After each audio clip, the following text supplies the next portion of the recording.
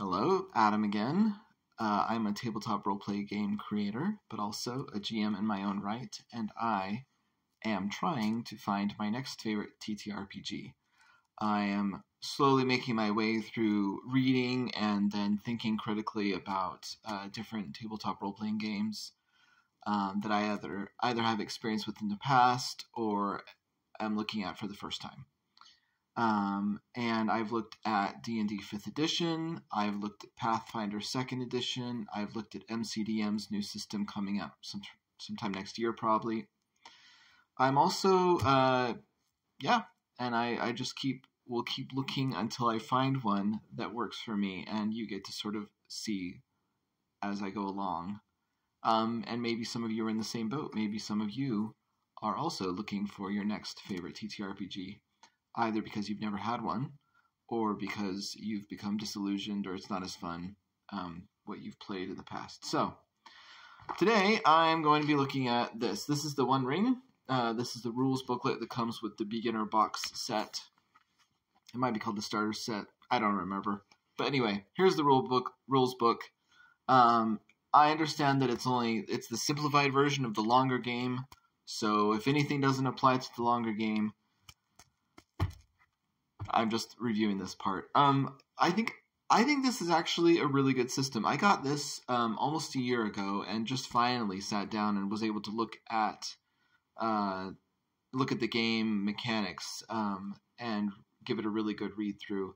I have not completely read through it yet, but I think far enough through the actual mechanics parts that I understand the gist of it, and I've liked what I've seen.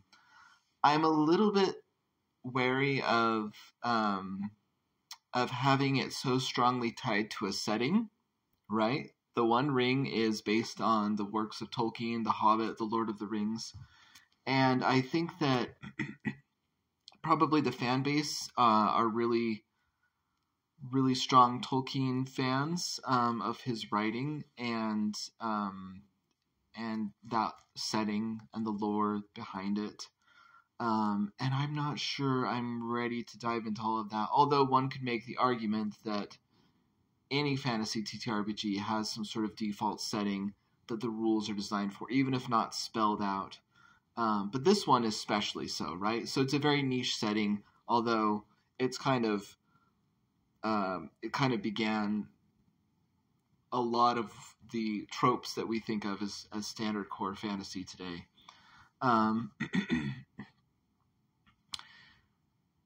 So, diving into the mechanics. There are two kinds of dice, which is kind of different from D&D, which had, I don't know, you got your D4, your D6, your D8, D10, D12, and D20. So that's 6 kinds of dice, not counting percentile dice if you count those separately. But you have, in this game, the One Ring, D6s, which are called your success dice, and D12s, which are called your feat dice. And you usually only roll 1 D12 when you're attempting to do something. There's a target number when you roll dice. It's TN is the abbreviation, so literally target number. And that's like your difficulty class or DC. That's the equivalent in D&D 5th edition and Pathfinder. And you roll 1 feat die, and then a number of success dice equal to your ability rating, and we can get into that a little bit later. But these aren't just ordinary D6s and D12s. The numbers on the D12 actually only go up to 10, and then there's a symbol called the Eye of Sauron, and then Gandalf's Rune is the other one, and if you roll Gandalf's Rune, you automatically succeed whatever you're trying to do, and then the Eye of Sauron is always considered a 0. So, you have to get fancy dice, right? You can't just go to your local games shop and pick up a set of polyhedral dice unless you're comfortable with saying like the 11 is the Eye of Sauron and the 12 is Gandalf's Rune or something like that. So already there's a little bit more of a buy-in. You don't just have to buy the starter set or the core rule book or whatever it's called. You have to get their kind of dice or be willing to modify the way you look at your own. And then not just the D12, but the D6s also have a little symbol too, and they determine your degree of success, if I'm understanding it correctly. So already I'm sort of starting to go, okay, this is a really big buy-in. Not only do I have to go, okay, I'm probably going to be playing with other Tolkien fans, and playing in their setting, unless we all agree that we'll be using this game system outside of the setting. But I also have to pick up special dice. Excuse me.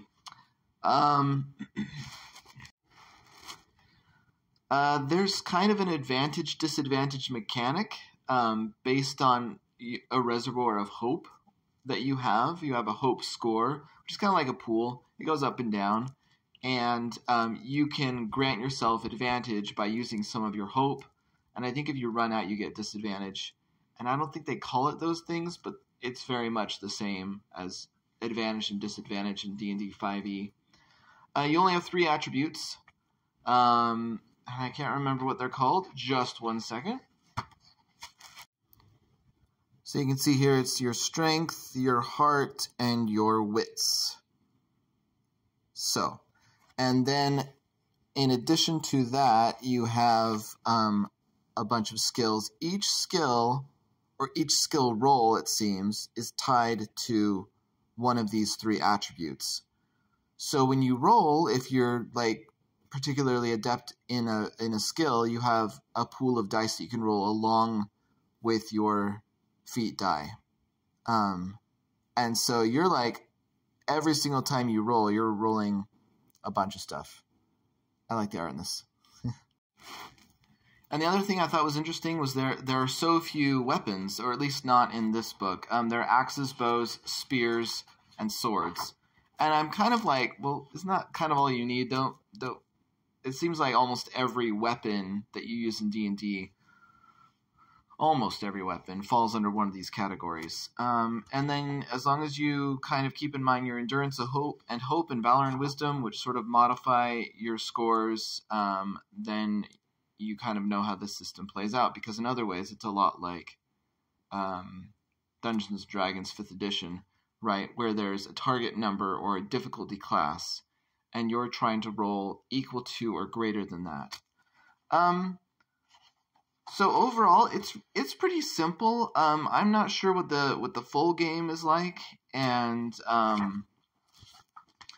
so I can't speak to that. But otherwise, I think that it's generally I don't want to say it's a lot like D&D, because those dice mechanics can get pretty interesting, and also it seems more streamlined in a lot of ways. But it's not like something that I would really write home about.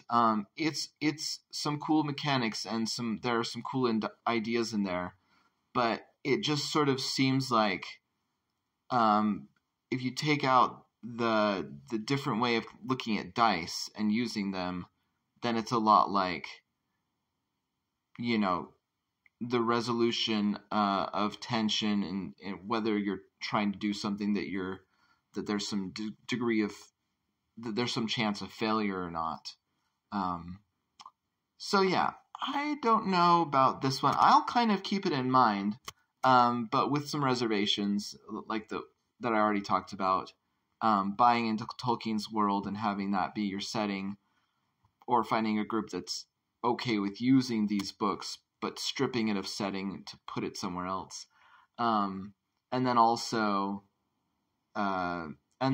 getting those very specific dice, which isn't a game changer or a deal breaker, I mean, but certainly there's a little bit more of a buy-in to it. So those are my thoughts on the One Ring, at least the starter set rules, and I will continue looking for my next favorite TTRPG.